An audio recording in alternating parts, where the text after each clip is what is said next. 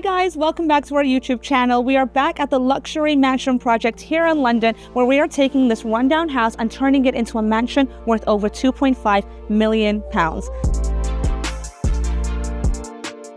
Now, last time we were securing the external structures. We actually had planning rejected for this because the council did not like it. Now, I don't like it is infinitely appealable. I designed it myself, and I know that you can do a 4-meter rear extension under planning policies. Not a lot of creativity can go into that because it's all subject to planning permission. Once these went up, we had a clear picture of what the internal area would feel like, and that's what we've been working on since I last welcomed you.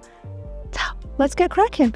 So last time we'd ordered these industrial steels and we were painting them white. You have to do this because this is a fire-resistant coating and it protects the steels from melting. I know what you're thinking because last time I got it in the comment section, people were like, steels aren't gonna melt. Google it, they actually will. If a house gets that hot or a fire is allowed to spread, steels can be susceptible to damage. This protects them. Now that we have the entire structure up, we were able to then knock down what were formerly load-bearing walls. So I'm just gonna follow me. In the last video, this was a load-bearing wall. Now, load-bearing walls, back in the good old days, did not look the way that they do today. They didn't have steels, and so what they used was reinforced timber. They would usually put maybe 2 or 3 of those over each other, and they would support the weight of the roof. Since then, we've evolved. We've gotten more expensive, of course. That was much cheaper, probably not. So there's a debate about whether it was effective or not, because obviously the houses built using the timber are still standing. Most of them are fine. These are better, but like, was it really necessary to make that big of a change? Tell me in the comments what you guys think. These do cost like 10 times more than if you were to use timbers. But once we had them in, we could knock down the wall freely because the roof is supported. One thing you guys should know is when you hire an architect, they will just knock down walls all willy-nilly, by the way. They're not going to ask themselves, how much is this going to cost? Is this load-bearing? It's better if you have an architect that is also a structural engineer, because while he's drawing the floor plans, he'll be able to strategically knock down walls that maybe aren't load-bearing. Therefore, you don't have to spend, £4,000 per wall, because that's pretty much more or less what it might cost, sometimes even more. These steels collectively added about £70,000 to the build cost. Big number. Whoop. But follow me. I also find this really interesting in that this is the original wall. So this is pretty much how they used to build houses. We're quite familiar in seeing this. And if you look behind me, this is what it takes now. And it's so funny to me because if you look at the thickness of the wall, we've got 100 milliliters of insulation, and then we've got block work on the front, we've got bricks on the back, and then you compare it to back in the day where the walls were almost half the size and they were just brick, and a little bit of cement. But it just goes to show just how much builds have evolved over the years. And yeah. So that's pretty much done downstairs. Because we're going for an open plan feel, once the structure is up, a lot of it's then going to boil down into the interior design. So I'm going to take you upstairs where there's more structural work going on because we're trying to build 4 or 5 rooms and a cinema room. And if you come with me with these stairs now, take a mental picture of these because they are going to go, and you have no idea just how excited I am for them to go because they're so ugly. Now, my idea is to build a curved staircase around, and this, by the way, is going to stay open. So as soon as you come in to the property, and we spoke about this in the previous video, Feng Shui. We believe in Feng Shui. For those people that don't know what that is, it's an ancient Chinese doctrine that basically says the way you position objects and the way you build properties can impact your harmony and your self-expression. You walk into a space and you want to feel like it's, well, for me, I want to feel like I can breathe and move around. For other people, they want to walk into a space and feel inspired. There's a doctrine, and I read it online somewhere, and it said people feel more inspired in bigger places because they feel like they can grow and be bigger.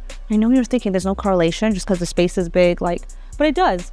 If you're trying to work in a very small, confined area versus you're working in, an open plan office on Liverpool Street on the 70th floor, you do feel different. You can take that ideology and adopt it even to architecture and interior design. Walk into a place, if it's high ceilings, big areas, automatically you just feel a little bit better. Isn't that great though? The first feeling when you go into a house is you feel good because it's big.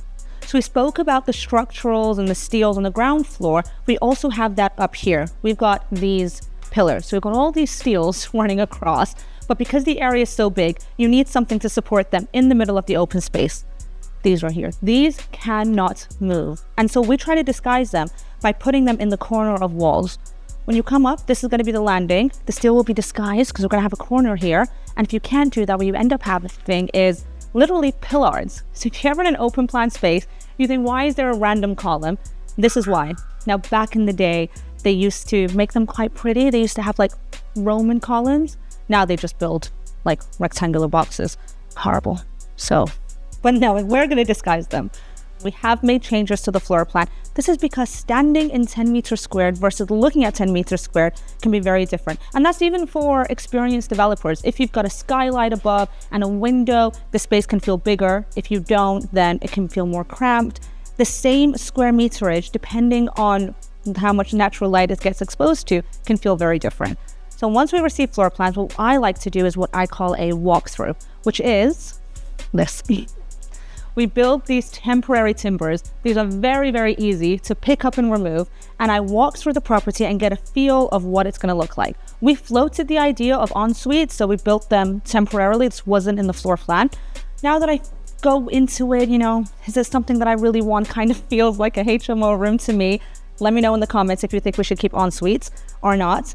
But we do walkthroughs, and that way we can change the floor plan as we go along. Doesn't really add any costs. You're literally going to be using these timbers anyways. Yeah, a walkthrough. You can even take it a step further, and I do this in HMO rooms, where you take a spray can and you start to draw out the furniture. This is so you get a real visualization of where everything is going to go. It also helps when you're getting your electric circuits done, because you want sockets on either end of the bed, right? So you need to know pretty much at this stage where your bed is going to go. Where do you put the sockets, light switches, etc. So yeah, walkthroughs is a great way for you to map out the space. Tell us about the master bedroom. Oh, the master bedroom. How could I forget? Is my favorite. Okay, we merged 3 rooms to create this. This is what I mean when I say don't trust floor plans. The floor plans had this be a room, which is so small. It had this be a room, and then that be a room. Obviously, looking at it from a house of this size, we had like 3 miniature rooms. The measurements were way off in the floor plan. So we created like 1 master bedroom. This is going to be an ensuite. It's going to be nice and big and beautiful. A walk-in closet here with a skylight on top, and the bed's somewhere here. But because we're still in the walkthrough stage, this could all change. We might stick an ensuite in there. We may move things around depending on what the rest of the floor will look like. So stay tuned, and let me know in the comments if you have any suggestions, because I'm all ears. And Savvy loves when I change the floor plan. As a rule of thumb in the UK, you cannot exceed the height of a property. So usually if you want to go into the loft without building a dormer, you have to drop the ceilings. What we were lucky is these ceilings were already pretty high.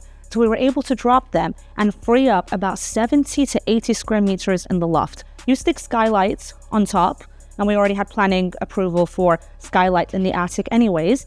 You get usable space. You want to see what it looks like? Let's do it. Okay. We're going to go on the wonky stairs. Wonky stairs time. Oh, no, wonky ladder. This is how we maneuver between floors around here, because we don't have stairs. Actually, I see them walking there, and I'm not going to lie to you. I don't know how they get there. I think that's sick, but yeah. So far, they've only told me about this. So if you've noticed, we have an array of different types of timber that we use throughout the property. This one's thicker, it's stronger, but the timbers that we use for the temporary partitions are thinner, they're more malleable. And yeah, it's just knowing the difference between them, to be honest. You'd start to notice these things the more that you are on construction sites. No, all timbers are the same, you can't. I had a friend who is building a loft conversion, and it's like a simple dormer. And I was like, oh, how's it getting along? Mind you, they started like 4 months ago. And she said that they're still not finished. It took them 6 months to build a dormer. that we have the structure up in about 2 to 3 weeks. We wrap up a dorma in, I want to say, about 3 weeks. And I'll show you that in one of the HMOs in our following video. This is all going to be done by December. The reason is we have a build team that's on site from 7 in the morning until 5 in the evening, 6 days a week. And we rotate them. So we have 2 or 3 build teams. We can fit people in and out if somebody's sick, if somebody's unwell. We also have a chain of command. And so I handle the principal contractor. He handles the contractors that come on a day-to-day. So if somebody's poorly or if a timber needs replacing, I don't really deal with that. He's my main point of contact. That's his prerogative. I deal with the bigger things. So are we going to go into the loft? How much is that going to cost? Are we going to have en-suites, etc.? Having a clear change of command means your projects move a lot smoother. Also, having a strong relationship with your building control, with your steel engineers, and your principal contractors. I can honestly say, and I'm very proud of this, that my team enjoy working on my builds. And that makes all the difference. If they're excited to come in, they like what they're doing, they're more likely to show up and try to do a good job for you. And so, yeah, we work on our relationships. Now, the client purchased this for $950,000. The intention was to build a luxury home for their family. They're spending about $1 million in build costs, and it will be worth $2.5 on the exit. Now, if you guys want to see this project up close and personal, subscribe to the channel because we may be hosting an exclusive site visit. And if you want to stay updated on the progress virtually, well, subscribe anyways, because we are here every Sunday with progress updates on this project and many more. See you.